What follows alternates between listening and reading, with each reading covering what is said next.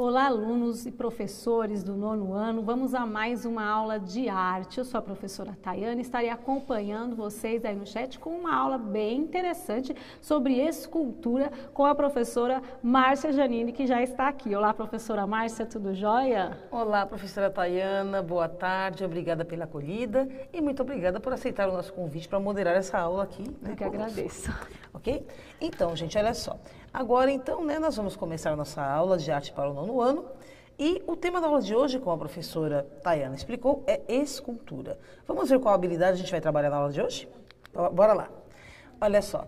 A habilidade é a habilidade 1 de arte para o nono ano do ensino fundamental, que consiste em pesquisar, apreciar e analisar fotografia, grafite, escultura, intervenção e outras modalidades de arte pública contemporânea em obras de artistas brasileiros e estrangeiros e em diferentes matrizes estéticas e culturais, de modo a ampliar a experiência com diferentes contextos e práticas artístico-visuais e cultivar a percepção, o imaginário, a capacidade de simbolizar e o repertório imagético. Então, gente, para a gente começar essa aula de hoje, vamos falar um pouquinho aí sobre as produções artísticas, Várias produções artísticas ocupam os diferentes espaços das nossas cidades, como pinturas, as esculturas, que a gente vai dar uma atenção e enfoque maior hoje, os murais, os monumentos, as apresentações teatrais e de dança ao ar livre, performances, instalações, intervenções e outros tipos de produções que geralmente não percebemos. Qualquer linguagem artística pode ocupar o espaço de forma efêmera ou temporariamente, Obra efêmera, diferente daquela obra perene, ou seja, é aquela obra que não é feita para durar, é uma obra que tem uma finalidade e ela tem um prazo ali para se estender, um prazo de duração, desde o momento da sua apresentação até o momento, em que ela termina, em que ela cessa. E aí, nesse momento, gente, o que torna essa obra efêmera em obra perene? Justamente o registro que se faz dela. Seja ele fotográfico, seja através de vídeo, enfim, tá? Então, o que torna uma obra efêmera obra perene é o registro que se faz dela, e não a obra ou a intervenção em si, tá? Então, gente, qualquer linguagem artística pode ocupar o espaço de forma efêmera, temporariamente, como eu expliquei, ou fixa, ou seja, ou aquela obra perene, que é feita para durar para sempre, como uma escultura, uma pintura, A finalidade dela é justamente deixar um legado, transmitir uma imagem para a posteridade, certo? E na maioria das vezes é uma iniciativa de pessoas ligadas à arte, A paisagem urbana da cidade, então, na qual a gente mora, não é construída somente por formas materiais, mas também por significados. Quando a gente entra no campo dos significados, gente, dos símbolos, do simbólico, a gente entra no campo da semiótica. Se nós observarmos nas cidades, nós estamos o tempo inteiro cercados de símbolos, Logotipos, Às vezes você não tem nem o que você não precisa nem ter o nome da marca escrito, mas toda vez que eu olho para esse logotipo aqui, ó, atrás de mim, eu já sei que significa o quê? Centro de mídias. Esse símbolo já se tornou o logotipo que caracteriza o centro de mídias. Não precisa nem estar escrito Centro de Mídias de São Paulo do lado. Eu já sei, quando eu vejo isso aqui, que estou me referindo ao centro de mídias. Mesma coisa é algumas marcas de tênis, por exemplo. Quando eu vejo aquele bumeranguezinho desenhado, eu já sei que se refere àquela empresa que fabrica o tênis, o calçado esportivo XYZ. Placas de trânsito, Toda vez que eu vejo lá, o Ezinho com um xizinho na placa, significa que eu não posso nem parar, nem estacionar, por nem um segundo naquele momento ali, naquele local, certo? Então, observe como a nossa vida está cercada de símbolos, A semiótica dá esse sentido à nossa vida. Quando eu, só de observar um símbolo, eu já consigo inferir o significado dele na minha vida, no meu cotidiano, de maneira prática, Sem precisar a escrita por extenso sobre o que significa exatamente aquele símbolo, certo? Os ambientes urbanos, então, influenciam as nossas vidas e exercem um fascínio criador para arquitetos, pintores, fotógrafos e artistas. Tá? Então, agora vamos começar com a nossa primeira interação pelo chat na aula de hoje. Para vocês, o que é uma escultura? Escrevam para a gente em 2 minutinhos, a gente volta já já.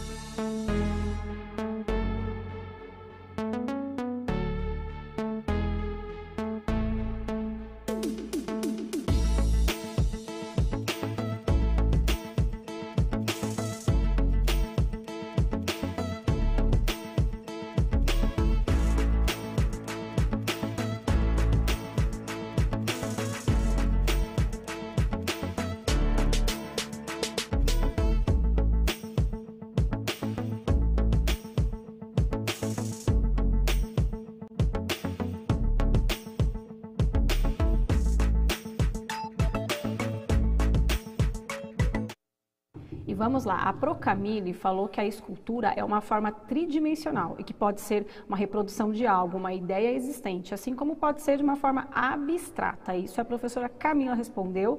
E a professora Solange falou de arte tridimensional e a Pro Simone falou uma obra tridimensional realizada com vários materiais e a Pro Maria falou que tenha volume também. Ótimo, muito bem, né? O pessoal está bem afinado nas respostas. E aqui a gente já tinha colocado, né, só para a gente lembrar, que a professora Sandra citou que é uma forma tridimensional. A professora Maria e seus alunos citaram que é tudo aquilo criado em 3D. E a professora Patrícia citou que é uma obra figurativa ou abstrata, tá? Então, vamos só dar uma explicadinha nesse conceito aqui. O 3D, né? Quando fala 3D, o que é esse 3D? 3D são 3 dimensões. Quando eu tenho uma obra bidimensional, eu tenho isso aqui, ó. Isso aqui é bidimensional, esse meu flipchart, né? Eu só tenho 2 dimensões aqui. Eu tenho a altura, né? Aqui, ó, altura. E eu tenho aqui a largura, né? Eu tenho uma forma chapada. Isso eu chamo de bidimensional. Agora, uma escultura, ela é tridimensional por quê? Porque ela tem mais uma dimensão, a dimensão da profundidade. Ou seja, eu posso observar essa obra por todos os ângulos dela. Não apenas, né, dessa forma chapada. Ela vai ter uma profundidade. Eu posso dar a volta em 360 graus nela, que eu vou ter uma visão de todos os ângulos dessa obra. Tá? Então, aí nós temos uma obra tridimensional. Certo? Olha só. E aqui a professora Patrícia citou figurativa ou abstrata. Figurativa é toda obra, né, que se refere, né, faz alusão a elementos da natureza, a pessoas, ou seja, a coisas que existem no nosso mundo real, no nosso mundo físico.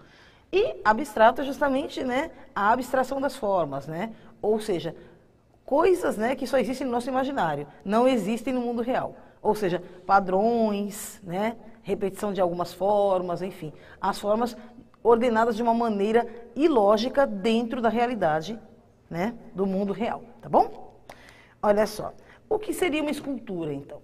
É um objeto artístico com formas espaciais, portanto, ele tem 3 dimensões, como eu expliquei antes. O comprimento, né, no caso, a largura e a altura. Na verdade, né, gente, esse comprimento aí, na verdade, a gente pode dizer que é a profundidade dele, né? Aqui ele vai ter mais uma parte, né? Como se ele tivesse mais um apêndice aqui, ó. Né? Aqui, ó, eu vou poder abraçar ele assim, né? Tá? Aqui já não dá, né? Aqui é só um quadro grudado na parede, então, né, eu só tenho 2 dimensões aqui. Eu não consigo ver o que tem aqui atrás, tá?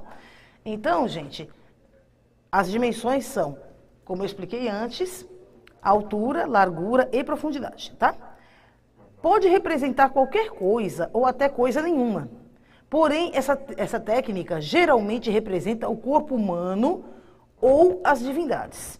Entre os diversos estilos de escultura presentes nas artes visuais, destacamos a escultura abstrata, cuja representação se distancia da realidade, sem perder totalmente a referência simbólica original, e a escultura alegórica, que representa ideias, emoções, sentimentos, virtudes e ou atributos da humanidade. Então, gente, né, as esculturas, elas podem ser tão abstratas quanto as pinturas, né? Eu posso simplesmente pegar qualquer materialidade, né, um bolo de argila, por exemplo, ou um pedaço de madeira, ou um pedaço de mármore, e dou lá, né, umas escanificadas nesse material, dou uma moldada, e ela pode não representar nenhuma forma conhecida, nenhuma forma que exista no mundo real, né? Sendo aí totalmente, né, uma obra abstrata.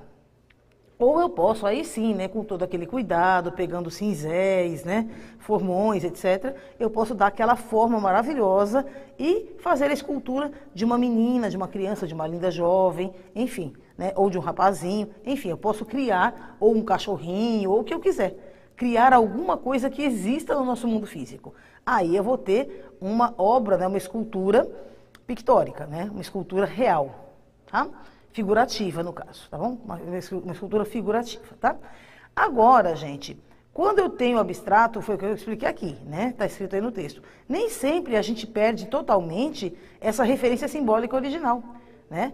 Mesmo porque eu gostaria, vamos supor, eu quero fazer uma obra simbólica, mas eu quero que, mesmo sendo simbólica, as pessoas ainda reconheçam em alguns traços dessa obra a alusão que eu faço a ela no mundo real. Eu quero que elas reconheçam esse objeto, por mais distorcido que ele esteja, e mais distante da realidade. Por quê? Porque eu quero que elas reflitam sobre esse tema, por exemplo. Então, o que eu vou fazer na hora de construir essa escultura? Eu vou pensar nesse tema e vou pensar numa forma de geometrizar essa forma, de maneira que essa distorção imaginada aí na minha licença poética exista, porém, quem observar, por mais que esteja distorcida, fala, não, aquilo é uma bola de futebol. Parece que ela está derretida ali, que é feita, né? Tá estranha, mas continua sendo uma bola de futebol.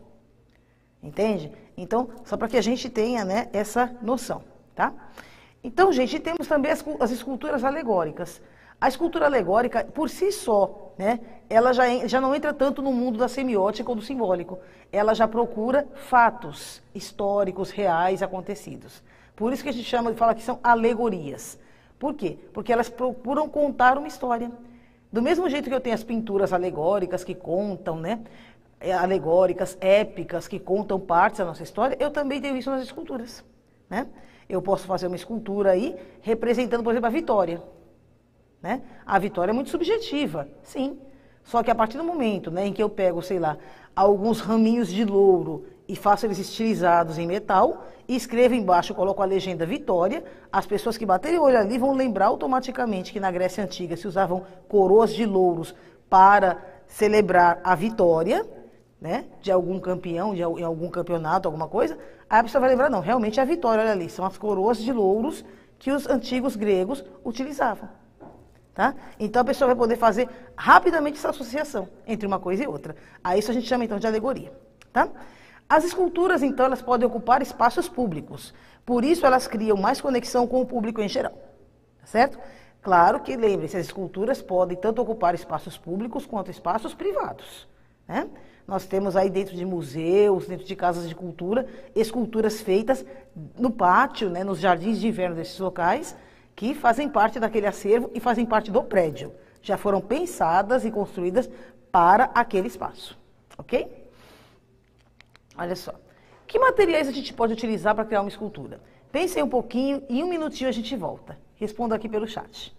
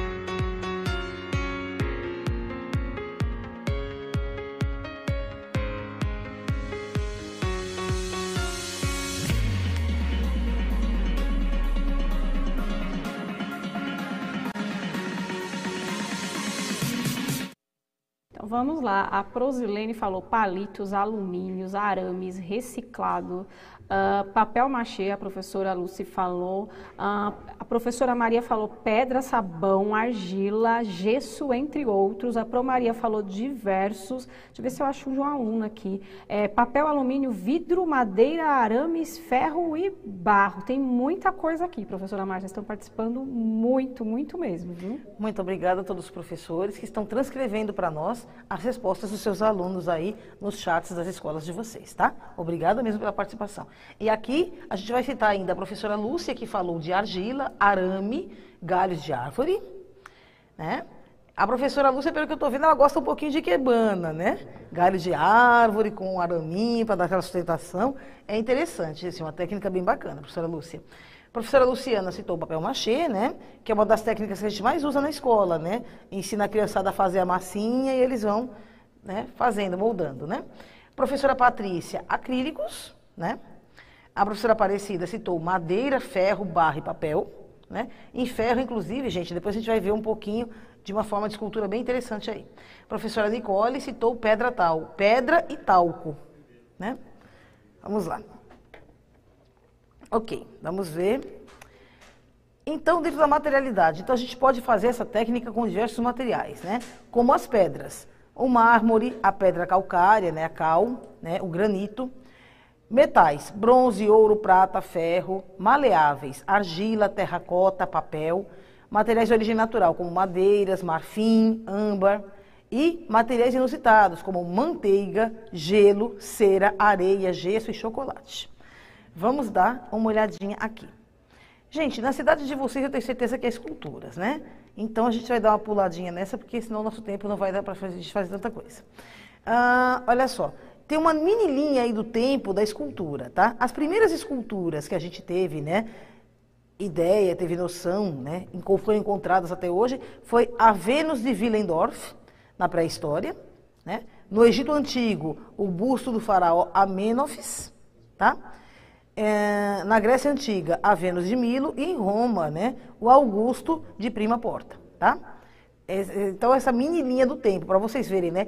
Desde a Vênus de Willendorf até o Augusto de Roma, olha a diferença, né? Se a gente lembrar dessas imagens, quem não conhece, nunca as viu, dê uma pesquisadinha nessas imagens. Tem várias imagens delas aí no YouTube, no Google, dá uma pesquisada na internet, livros de história que aparecem essas imagens, tá? E aí vocês vão ver a diferença entre a pré-histórica Vênus de Willendorf, né? Muito rudimentar, né? Aquela bola de argila, né? Muito mal esculpida, né? Aquela coisa bem rudimentar mesmo, até, né, o primor aí da arte greco-romana, né? O Augusto de Roma, né? Com toda aquela riqueza de detalhes, né? Os deuses gregos, a Vênus de Milo, então, maravilhosa, enfim, né? Essa questão, você vê como o ser humano ele vai modificando a sua forma e aprimorando a sua técnica de fazer, né, alusão ao corpo humano dentro das obras de arte, certo? Olha só, olha aí, a primeira imagem, gente, é justamente da Vênus de Willendorf. Olha lá, que eu falei para vocês, né? Ela é uma bola, na verdade, não é argila, isso é um calcário, né? É uma rocha calcária, né? Mas olha como ela foi, né? Ela foi escanificada, né? Ela foi, né, feita ali, esculpida mesmo nessa rocha calcária. E observem, né, que ela, né, tem uma forma, né, bem diferenciada, né? A gente olha assim, um primeiro momento, né? Aí quando a gente olha bem mais perto, é que a gente vê que se trata de da representação da figura humana, tá? A segunda aí, né, foi justamente a figura, né, o busto do faraó Amênofis, né? Observem, olha a diferença já, né? A riqueza de detalhes, né? O buscar a forma perfeita para o rosto, retratar fielmente como que seria o rosto desse faraó, né? Quase como se fosse um autorretrato dele, né? Mas através da escultura, ok? Em mármore, né? Muito bonita, olha só. E aqui em seguida, né, a gente tem os outros dois que a gente citou antes. A Vênus de Milo, que naquela época, né, gente, aí vocês vão perguntar, professora, por que ela está sem braço, né? Porque justamente, gente, esse bloco de mármore em que ela foi esculpida, ele era um bloco de mármore, né, retangular. Então já não tinha mais espaço para continuar se fazendo né, os braços dela. Não é que ela perdeu os braços ou que quebrou, não. Na verdade, essa obra é uma das mais bem preservadas, né, desse período áureo aí da arte, né, figurativa greco-romana. Tá bom? Então, na verdade, não é que quebrou o braço dela ou que eles fizeram ela sem braço, não, não é nada disso. Simplesmente o bloco, né, de mármore onde ela foi esculpida, né, ele tinha dimensões aí que limitavam essa questão das formas dos braços. Então, a ideia era mostrar mesmo o busto, né, a perfeição aí dessa questão do corpo dela, tá? Olha só. E aí, na segunda imagem, nós temos o Augusto, né, já na Itália, tá bom? Olha aí a diferença, né? Dá para ver que a gente tem aí um bloco, né, bem maior, bem mais largo de mármore. E no caso, né, o braço dele, esse braço dele está apontando, na verdade essa peça ela foi acoplada depois, né? Esse braço ele foi esculpido à parte, né? E ele tem uma junção aí, tá? Coisa que até então, na época da Vênus, não era muito comum. Aliás, não era usual você fazer partes separadas e depois, através de pinos metálicos, você encaixar esses pedaços, né, na escultura, tá bom? Daí a diferença e a gente vê como que a evolução vai acontecendo, né? No caso da Vênus, observem, né, que ela não tem tantos detalhes assim, né? Ela está coberta, né? A gente vê os detalhes aí, né, dessa túnica, né, essa espécie, né, de saia, né, que ela está usando, só que ela já não tem tanto detalhe. Agora, observem todos os detalhes aí do Augusto, como está, né? Olha a riqueza de detalhes, parece até que esse tecido, né, essa capa que ele tem envolta na cintura, parece até que ela está em movimento de verdade. Tamanha riqueza de detalhes, certo? Olha só. Então, gente, se vocês fossem criar uma escultura, como seria essa escultura de vocês? Que material vocês usariam? Rapidinho, em um minuto a gente volta.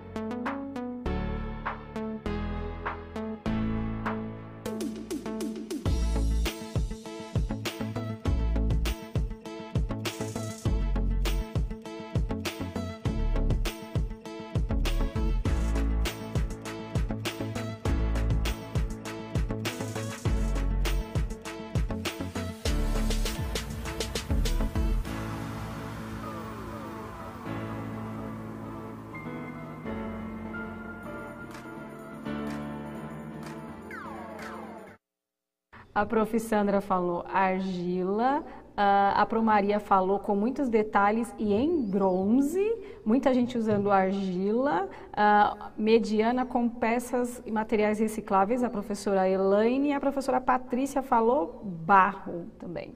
Muito bem. Obrigada, queridos colegas, aí por transcreverem as respostas dos seus alunos, tá? Então, gente, vamos falar um pouquinho dos escultores no mundo, vamos relembrar esses escultores, né? Nós temos aí na Itália, Michelangelo e Leonardo da Vinci. Na França, Auguste Rodin e Edgar Degas, né? Na Espanha, Fernando Botero. Na França ainda, Marcel Duchamp, Camille Claudot. Estados Unidos, Andy Warhol. Depois temos o Salvador Dalí, Ron Moore e o Jeff Koons. Inclusive o Ron Moore, né?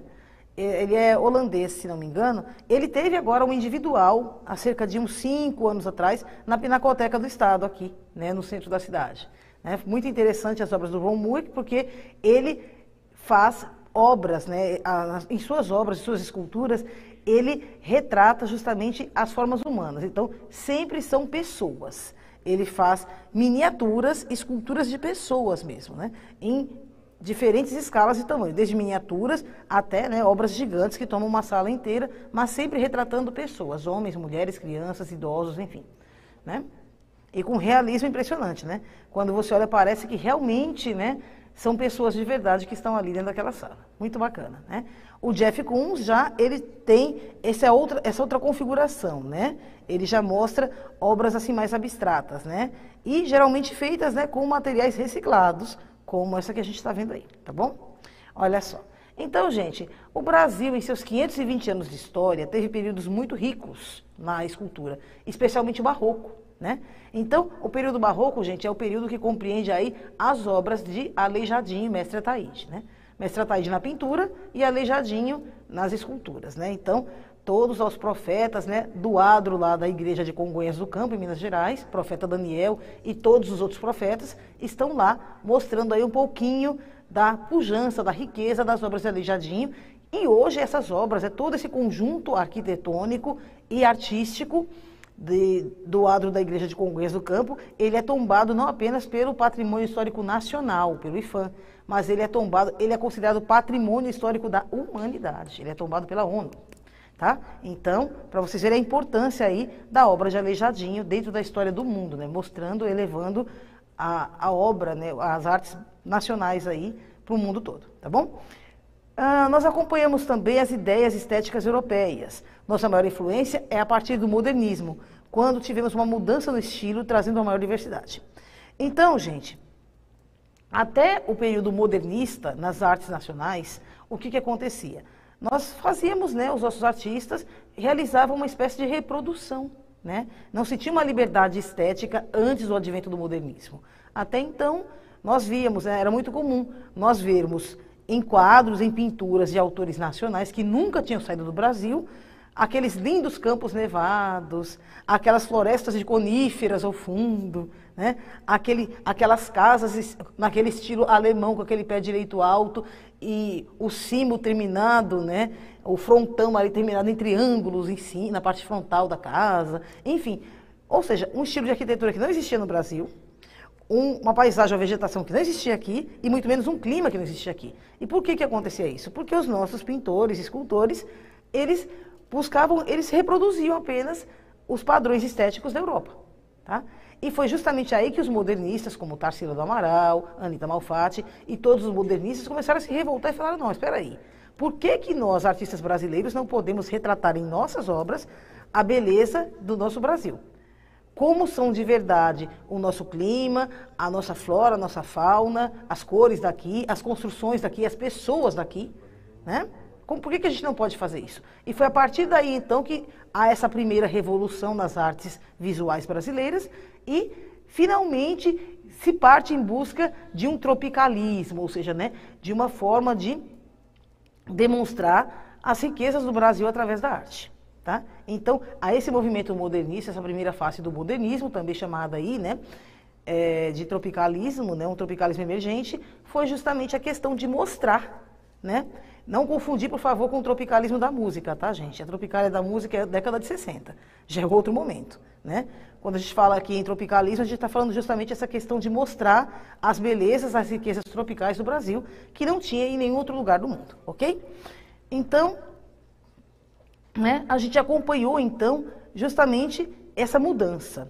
E a partir, então, do modernismo, especialmente agora a partir da era contemporânea, aí é que a gente vê um surgimento de obras cada vez mais ousadas. Então, a princípio, a técnica da escultura se estabeleceu por força da religião.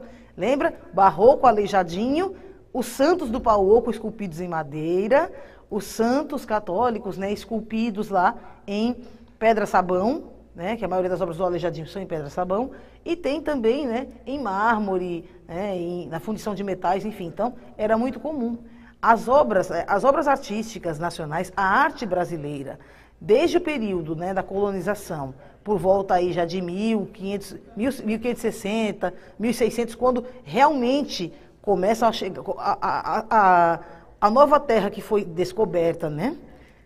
Entre aspas, né? Ela começa a ser povoada, a partir daí as obras de arte que começam a ser produzidas, elas eram todas voltadas à Santa Sé, ou seja, eram obras todas sacras. Era muito raro você ver obra artística no Brasil, nesse período colonial, e mesmo, né, no período regencial e no início aí do Brasil Império, era muito raro você ver obras de artistas brasileiros, seja pinturas, seja esculturas, que não remetessem, né, à questão sacra, né? Sendo aí o Brasil, rei português, um país aí católico, tá? Claro que existiam alguns artistas, né, que a gente já estudou, que vieram nas caravelas juntos, né, como Rugendas e outros artistas aí, que vieram apenas para fazer gravuras e mostrar, né, levar esse conjunto de obras que eles faziam aqui para mostrar para os reis como é que era a nova terra e como é que eram as pessoas, enfim, né, as plantas, o que que tinha aqui de bom, tá? Mas, tirando essa questão, né, dessa obra informativa, né, que essa comitiva, né, artística europeia fez, as obras mesmo produzidas em solo nacional já aqui, depois do Brasil consolidado como uma terra, uma nação, realmente ainda até o começo do Brasil Império, basicamente elas se remetiam ou a imagens, né, da família real, né, e dos nobres, os autorretratos, enfim, os retratos de família, ou remetiam à questão das obras sacras, ok? Olha só. Então, gente, no começo as estátuas existiam para a devoção das pessoas, mas ao longo do tempo, né, foi uma arte que se popularizou e tomou novos rumos aí a escultura, tá? Então, os escultores brasileiros aí, né, mais comuns, mais celebrados. Abelardo da Hora, Aleijadinho, que a gente acabou de citar, Vitor Brecheret, né, que já é do período moderno, tá? O Francisco Brenan, Atomi Otaki e Ernesto Neto, tá bom? São aí alguns escultores muito importantes aqui no Brasil. O Brecheret, todo mundo deve lembrar dele, que é o responsável aí pelo Monumento às Bandeiras, né, que fica ali próximo de Ibirapuera, certo? Olha só. Olha só, por falar nele, né? Olha só a imagem aí, né? Monumento às Bandeiras, a entrada do Parque de Ibirapuera, tá? Olha lá, né? Que é essa obra monumental aí, enorme, do Vitor Brecheret, tá bom? Olha só, aí nós temos, né, algumas obras aí, uma obra do Aleijadinho, né? Essa obra 2 é um dos profetas, né? Representa um dos profetas, que está lá no adro da igreja de Congonhas do Campo, que eu citei, né? Que ele pega os profetas da Bíblia e faz essas esculturas gigantescas, né? Na frente do adro dessa igreja, tá? E aí, gente, essa obra 1, né? É uma escultura também, mas você pode ver que ela já tem características um pouco mais modernas, né? Olha só, a gente está falando aí de uma obra, né? Do Ricardo André Frantz, tá? A Última Ceia. Então, ela também tem uma característica, né, mais próxima aí do período barroco, mas ela já é um pós-barroco, tá? Ela tem características na forma da escultura, mas ela já é um período posterior, certo? Aí nós temos aí uma das obras, né, uma das grandes obras de Tomi Otaki, né, uma de suas obras públicas, que a Tomi Otaki, ela tem muitas obras públicas entre esculturas e pinturas, né? Inclusive nas estações de metrô aqui em São Paulo, a gente vê algumas obras dessas, tá? Olha só. E o Ernesto Neto, né, que ele utiliza muito essa questão de pedras, né, essa questão da malha, o tecido, né, o tecer com fios, né, de lã, né? Tudo isso aqui é fio de lã, né, gente? Hoje está tecidinho assim, né? Esse tecido verdinho, na verdade, esse é um tecido mesmo, né? Uma malha verde. Mas em muitas obras dele, ele faz essa mesma junção entre as pedras, né, para dar sustentação, esses varões de madeira e metal, e esse tecido ele acaba sendo trançado, ele acaba sendo feito, né, até para remeter essa questão da memória, né, afetiva, as lavadeiras à beira do rio, né, a questão da rede, a pesca, é como se fossem redes mesmo trançadas, né, tecidas aí à mão com lãs coloridas, de várias tonalidades de cor. Tá? Inclusive, o Ernesto Neto também teve, no ano passado, uma exposição individual dele na Pinacoteca também. Tá? Tem uma individual dele lá. Então, gente, agora o desafio de nossa aula é o seguinte: imaginando que vocês são criadores de uma escultura, seja lá com qual materialidade for, seja lá qual suporte vocês escolherão, seja lá qual temática vocês escolherão, pense nesse tema e façam um desenho, né? Peguem uma folha de papel, realizem um desenho, ou usem algum material inusitado para fazer essa escultura, tá? Pensem no tema, realizem um desenho, ou usem algum material totalmente inusitado, né? Uma coisa totalmente diferente para fazer essa escultura. Depois vocês fotografem para a gente, né? Ou façam um desenho dela e coloquem pra gente aqui na hashtag Eu no Centro de Mídias. A gente vai adorar, né, professora Tayana? Opa, eu quero ver, estou curiosa. Com certeza vai aparecer muita coisa bonita, muita coisa, como a gente pode dizer, né, criativa, né? Nossos alunos, nossos colegas da rede são muito criativos aí, tá? Olha só. Então, a gente agora vai retomar um pouquinho o que a gente viu na aula de hoje. A gente descobriu um pouco da história da escultura pelo mundo, a gente conversou sobre a materialidade das esculturas e a gente analisou imagens de algumas esculturas e sua materialidade. Eu tinha falado para vocês que eu ia comentar um pouquinho, né, de escultura utilizando metal, né, ferro, tá? Existe uma forma, gente, né? Aí não chega a ser escultura, tá? Mas daqui para frente, né, talvez vocês tenham aí no caderno do aluno e do professor, se não me engano, na 6ª série ou na 7ª, né? Existe lá falando justamente da questão da gravação, né, em metais. Então, o metal não é apenas através da fundição do metal, transformando ele em escultura, que eu posso, né, transformar esse ferro, esse metal em obra de arte, né? A gente utiliza geralmente uma técnica chamada água forte, onde ácido é colocado, né, e através da corrosão do ácido sobre a superfície metálica, você tem aí, né, a gravação da obra que você quiser, do desenho, enfim, nessa peça de metal, tá?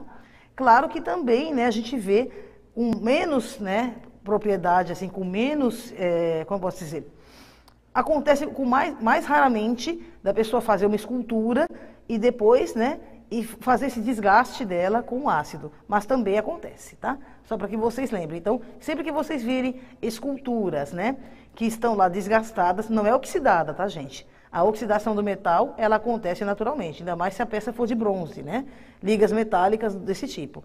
Com o passar do tempo, ela dá aquela oxidada, ela fica escura, com partes esverdeadas, isso é normal, tá? Estou falando assim quando você vê aquela escultura que parece, né, que tem partes que estão meio derretidas ainda, a fundição de metal não ficou bem feita.